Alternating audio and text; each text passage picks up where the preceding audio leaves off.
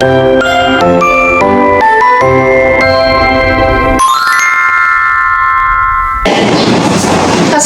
warahmatullahi wabarakatuh. Perkenalkan, nama saya Lucia Berwijanti dan rekan saya Naila Zara Kamila Dan saya Hafifah. Kami akan melakukan video untuk memenuhi ujian akhir semester mata kuliah teknik khusus yang diampu oleh Ibu Dr. Fatma Nafriza, SPDMC.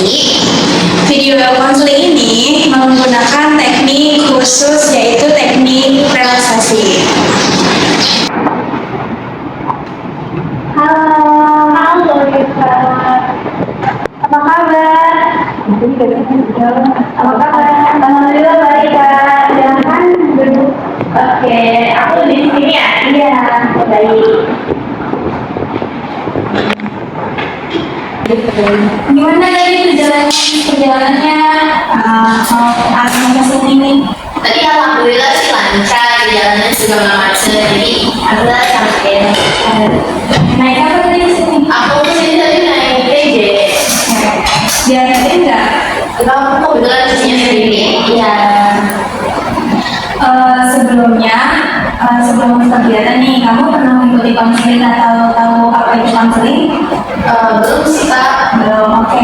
Di sini saya mau menjelaskan ya. Jadi konseling itu adalah kegiatan berinteraksi. Tujuannya itu untuk membantu kamu keluar dari masalah yang sedang kamu hadapi. Nah, tetapi tetap kamu nih yang memutuskan apa sih yang memutuskan dan keluar dari permasalahan yang sedang kamu hadapi. Nah, di konseling ini pun ada aturan yang harus kita berdua taati. Nah, kamu tenang saja. Di sini semua cerita rahasia kamu akan saya jaga baik-baik. Tidak akan bocor atau tidak akan saya kasih tahu tanpa seizin kamu. Nah, saya berharap juga di sini kamu bisa menceritakan masalah kamu ini secara terbuka dan secara sukarela tanpa adanya paksaan. Oke, lalu di dalam konseling ini tuh saya berharap juga kita bisa saling menghargai dan menghormati. Apakah kamu paham sampai sini? Enggak, saya sudah paham gimana nanti kita konseling hari ini. Oke, bisa dimulai konselingnya? Ayo bisa. Oke, bagaimana perasaan kamu hari ini? Hari ini cukup baik. Perasaannya cukup baik. Oke, boleh sekarang ceritakan masalah apa yang sedang kamu hadapi hari ini? Kalau hari ini belum ada, tapi di beberapa hari yang lalu sih Kak. Iya, boleh masalah yang sedang kamu hadapi? Yang saya lagi ini sih lagi sering memendam perasaan saya ke orang tua sebenarnya, bukan orang tua. Oke, tadi kan bilang memendam perasaan. Perasaan seperti apa sih yang kamu pendam? Saya ada perasaan sedih sama marah, lumayan marah sih. Selain itu, ada lagi nggak perasaan yang kamu pendam? Itu aja. Itu aja, berarti lebih ke perasaan negatif yang kamu pendam ya? Iya. Oke. Tadi kamu bilang memendam perasaan ke orang tua. Apakah ada selain dari orang tua? Sejauh ini sih lebih ke orang tua sih. Ada yang teman atau yang lain ada. Berarti kamu sering terpendamnya itu perasaannya ke orang tua. Nah, ada nggak sih keadaan atau situasi tertentu kamu tuh memendam perasaan itu atau setiap hari kamu memendam perasaan itu? Kalau perasaan sebenarnya ada di situasi tertentu, kayak nggak selalu kayak saya selalu memendam perasaan. Misal kalau saya lagi capek kan itu kan juga emosi yang saya rasain itu saya bisa komunikasiin, bisa ngomong. Kalau saya lagi capek, soalnya bibir itu mau sampai mulu gitu bisa. Tapi ada beberapa momen itu yang baru saya sampaikan. Oke, berarti perasaan yang kamu pendam, perasaan marah dan sedih yang kamu pendam ini ada di beberapa situasi saja. Saja. Boleh diceritakan di saat seperti apa keadaan itu secara rinci? Jadi mungkin yang beberapa hari yang lalu baru dirasain gitu ya, itu kalau misalnya berantem. Nah itu kan saya kan misal baru capek nih pulang kuliah, terus orang tua berantem gitu kan. Terus tapi temennya tuh biasanya lebih kayak saya tuh yang nggak bisa kontrol emosi. Itu tuh kalau misalnya marah tuh habis males kayak kemarin ngomong gitu, terus itu mau keluar kayak udah aku mati aja kayak gitu. Itu yang bikin saya kayak rasanya ini apaan sih berisik banget tuh, kayak bisa nggak sih omongan tuh dijaga. Saya kan capek gitu kan, kayak dengerin kita mulai emang nggak apa-apa ya misalnya dari saya dan sudah gitu juga saya kan juga kuliah ya kayak gitu. Boleh tahu kamu berapa bersaudara? Oh ya kalau saya satu, saya dua bersaudara, berarti adik saya satu. Umurnya lumayan jauh, sekarang 40 umurnya. Nah, di saat ayah kamu dan ibu kamu berantem, bagaimana ekspresi ibu kamu saat ayah kamu berbicara seperti itu?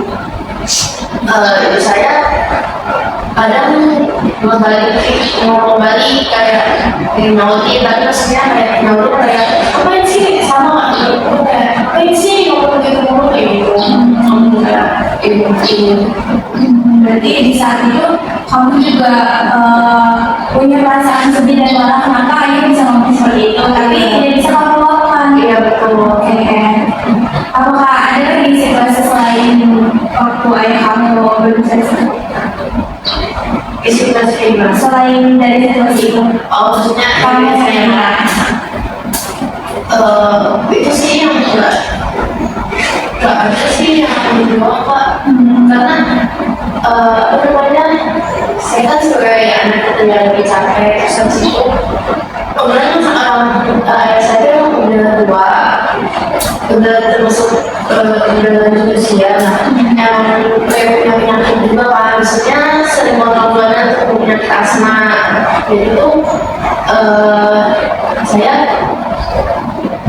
jadi kayak karena tahu saya tuh gue nggak mau banget bikin di rumah tuh bising. Pokoknya kalau saya walaupun saya berantem sama ibu saya, tapi ada saya juga marah kadang nggak sama anak saya, jadi dia mengalir kayak mama di rumah tuh berisik. Terus karena tahu dia punya penyakit, nah saya mau udah tua tuh jadi pikir aku tuh mati aja kayak gitu. Yang betul kan alasan saya kan ayah saya kemarin kan dia dari Betawi gitu ya, itu mau itu pas banget, itu bikin saya sesek gitu, kayak saya sakit banget gitu. Kalau saya dengar orang ngomong kayak gitu, dan kenapa tuh orang tua ya, kan saya kan orang tua saya tuh melihat saya itu bisa sukses, dia kan udah wisuda gitu sih Pak. tadi kan kamu bilang ayah kamu punya penyakit tertentu, tetapi sedang ayah kamu alami Asma, yang bulan ada kontrol rumah sakit. di saat ayah kamu kontrol, siapa yang menemani beliau? Kalau saya ibu dari dua anak lagi pas itu saya cuma ada di bawah sendiri. Oke. Tapi tadi kan ayah kamu tidak bisa mengungkapkan perasaan marah dan sedih itu kepada orang tua, keduanya atau salah satunya saja? Kalau ayah itu kayak gitu masalahnya, yang masalah keluarganya. Kalau ke ibu sebenarnya kadang itu kalau bukan itu lagi di situasi kita lagi menyewa, tapi ibu malah lebih memiliki keluarga di kampung. Itu tuh bikin saya kayak kenapa sih selalu bikin orang lain, sedangkan keluarga di sini tuh gak didengerin kayak gitu.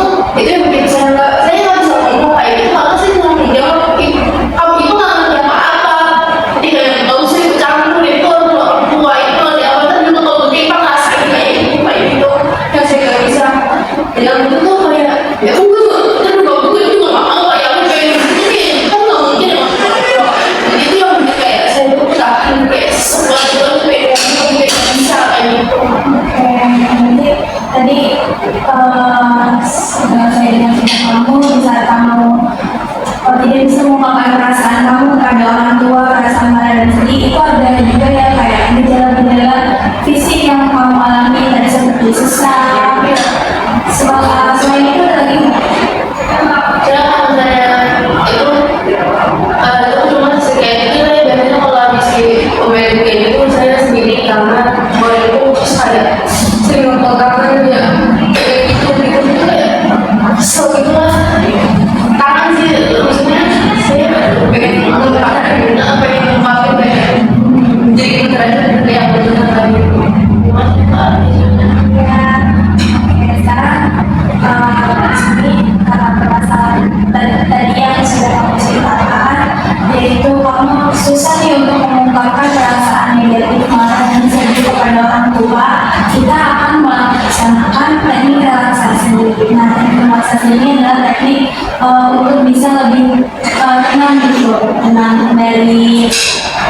dari visi kita dan dari pikiran kita juga. Kayak apakah bisa dimulai kan relaksasinya? Bisa. Kita ngelakuin teknik relaksasinya apa maksudnya? Iya, jadi sekarang kita melakukan teknik relaksasi pernapasan. Empat tujuh delapan. Mungkin kamu sudah tahu atau sudah pernah dengar? Belum ya. Jadi teknik relaksasi 478 itu yang dimana kamu menarikkan nafas 4 sampai 4 hitungan, lalu ditahan selama 7 hitungan dan dihembuskan selama 8 hitungan. Bisa kita praktekkan bareng-bareng? Oke. Sekarang tarik nafas. 1, 2, 3, 4 tahan. 1, 2, 3, 4, 5, 6, 7 hembuskan. 1, 2, 3, 4, 5, 6, 7, 8. Nah, mungkin dari teknik relaksasi pernapasan ini di saat kamu sedang merasa marah atau sedih, kamu bisa langsung melakukan itu.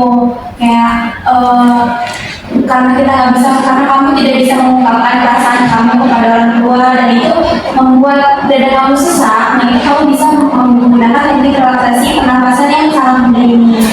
Bisa dipahami? Bisa.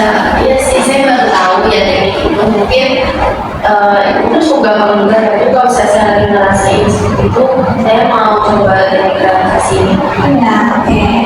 Selanjutnya di sini juga teknik relaksasi itu bukan hanya di dalam pernapasan saja, tapi di sini saya akan mengajak kamu untuk bisa lebih tenang lagi dan bisa lebih terima lagi perasaan itu, bahwa kamu itu memiliki perasaan sedih dan marah yang harus diungkapkan.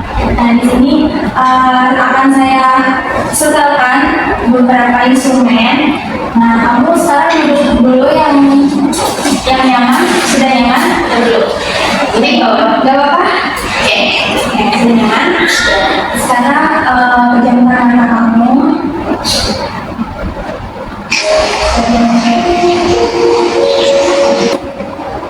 Oke. Sekarang kamu bayangkan perasaan yang kamu tadi tidak bisa ungkapkan, perasaan apapun itu.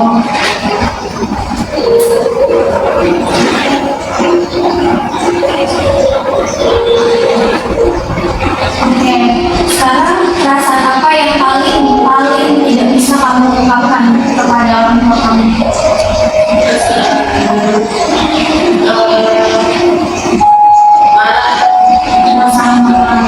Oke, sekarang kamu bisa mulai berbicara atau mengeluarkan perasaan itu dengan kata aku marah karena saya katakan, misalkan aku marah karena aku tidak, karena aku selalu dituntut untuk menjadi baik. Boleh? dalam sesuatu yang sangat Iya, jawab sama tadi. aku marah kalau misalnya kalau misalnya lagi marah tiba-tiba bilang mati dulu. Ayo keluarkan saja luapkan di sini. Ada yang membuat kamu marah. Aku marah kalau misalnya itu selalu nangis orang lain daripada diri daripada sendiri. Tarik nafas sekarang. Buang semua. Tarik nafas lagi. Hembuskan. Ada lagi yang mau kamu ungkapkan?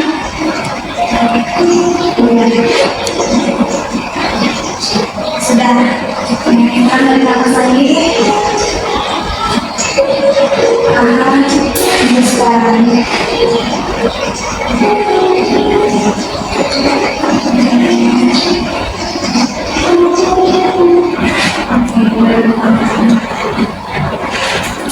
Bagaimana perasaan kamu tadi setelah kita melakukan relaksasi?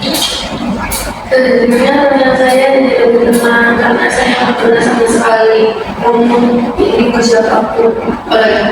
apalagi langsung ya, jadi saya merasa saya juga bisa melepaskan ilmu saya benar. Oke, berarti sekarang kamu sudah tahu ya bahwa perasaan negatif marah dan sedih itu boleh coba diungkapkan dengan cara yang baik dan benar, dengan cara bicara yang sopan. Apalagi ini orang tua, jadi kamu boleh juga cerita nih. Kalau kamu susah untuk bercerita kepada teman, boleh datang lagi ke sini bercerita kepada saya untuk mengungkapkan perasaan itu, karena jika perasaan kamu terlalu dipendam terus, nah apa juga yang akan terjadi kepada kamu? Saya sebenarnya jadi cerita tidak berhubung. Nah, iya itu, jadi karena udah menumpuk perasaan negatifnya, jadi bisa memunculkan overthinking dan stres. Ada lagi yang kamu tanyain? Kalau yang itu bisa nggak ada apa harus setiap saya lagi nanya saja atau di keseharian gitu bisa Oke, teknik relaksasi itu bisa setiap hari dilakukan, tidak hanya pada saat kesal atau marah, tapi bisa misalkan kamu lagi kuliah tadi, kamu presentasi, kamu gugup, kamu tegang, terus benar kamu gemeteran, kamu bisa melakukan teknik relaksasi yang mudah yang tadi saya sudah ajarkan. Itu teknik relaksasi, teknik relaksasi 478. Jadi kamu ingin melakukannya? iya karena menurut saya ini sih jadi saya ingin tahu ini bisa dilakukannya tuh di kapan aja sebenarnya. Iya. Saya ingin bertanya kembali, setelah kamu melakukan konseling ini, apa sih goals atau tujuan kamu untuk ke depannya? Saya pengen coba lebih tenangin diri saya dulu terutama